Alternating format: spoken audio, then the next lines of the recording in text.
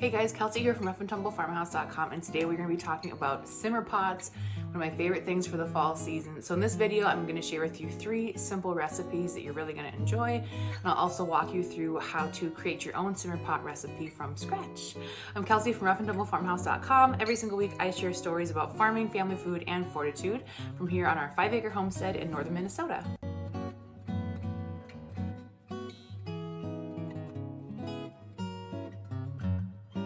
So if you're kind of new to simmer pots, the general idea is you combine a bunch of fruits, some spices, some herbs in a pot. You set it on your stove or you put it in a crock pot and you let it simmer basically all day in your house. It makes your house smell amazing. Simmer pots are not a new thing. I'm sure you've seen them all over Instagram and probably on Facebook in different places, especially over the last couple years.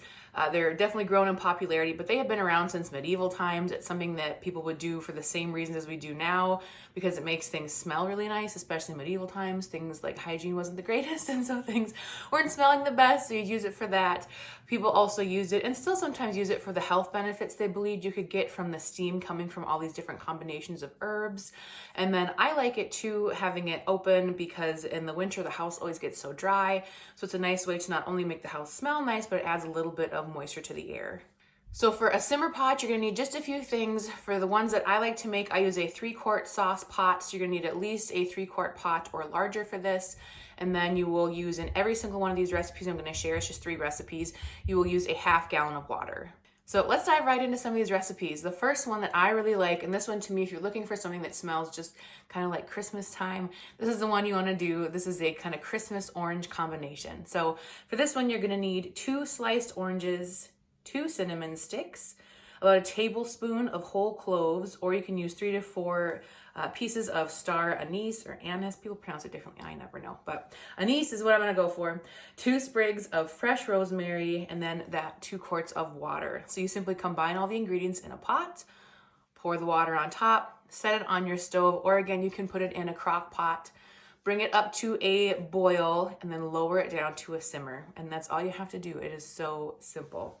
So another recipe you might want to try is kind of a fresh apple pie scent. We don't always have time to make an apple pie, but maybe we want the house to smell like one anyway. So this recipe is really easy. This one calls for 2 sliced apples.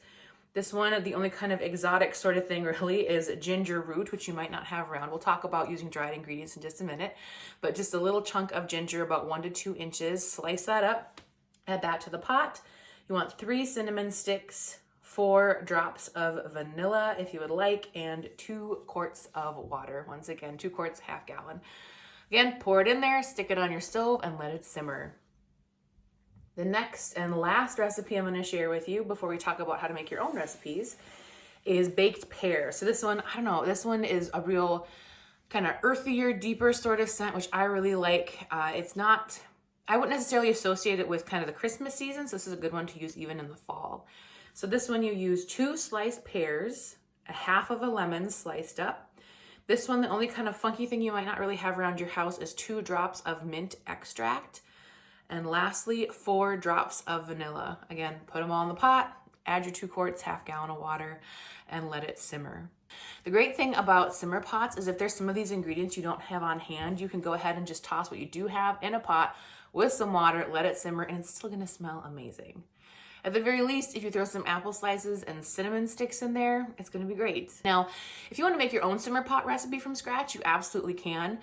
What you wanna do is kind of start with your base. So if you do like an apple or a pear, or plums aren't really in season right now, but if you do plums, you can put those in there. That's gonna give you kind of an earthy, rich sort of a scent. And then if you add some citrus, like some orange, lemon, or even lime to it, you're gonna really kind of up that zesty scent. Things like cranberries you can do are another option. That's really great. And then when you add in your herbs, that's gonna definitely change it too. Rosemary is really gonna give you a sort of a pine scent.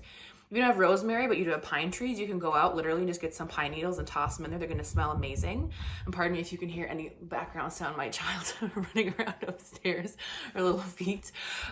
Anyway, so pine, but I would not recommend just going and like grabbing a branch of pine, because you're gonna end up with some sap issues in your pot, and we don't wanna get your pot with that pine kind of pitch in there.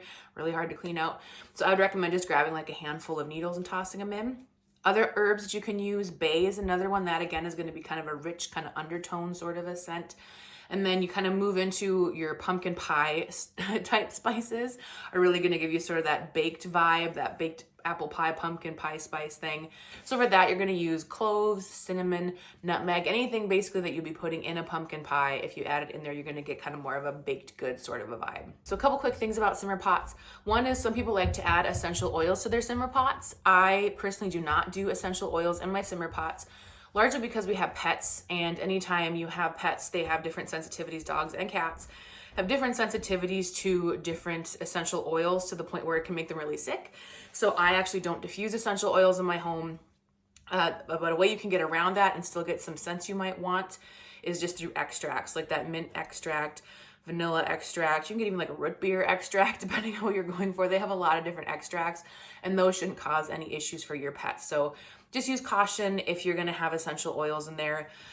You also wanna be careful for the sensitivities people might have for essential oils, because you're putting it in the air and it's not like you can just like get out of the air particularly easily once it's in there. So I personally don't recommend using those, but that's up to you. Just proceed with caution. So again, if you're making your own simmer pot recipe, start with your base. So let's say you're gonna use apples as your base. Start with maybe 2 apples, and then if you wanna just keep it kind of earthy, you could try adding in some bay, you could try adding in some rosemary, and just kind of experiment. What I think works well is if you have all your spices you kind of want to play with and try, slice up your fresh fruit you know you want as your base, and then just kind of smell the spice with the fruit, and that'll really give you a good idea of what that scent is going to be like, if it combines well or not. So, and just really play with it.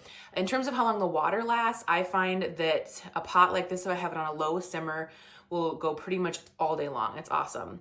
But keep an eye on it, because the water level will get down and you don't want to be scorching something in your pot. So just be careful with that. Keep an eye on that water level throughout the day. And then you can reuse these.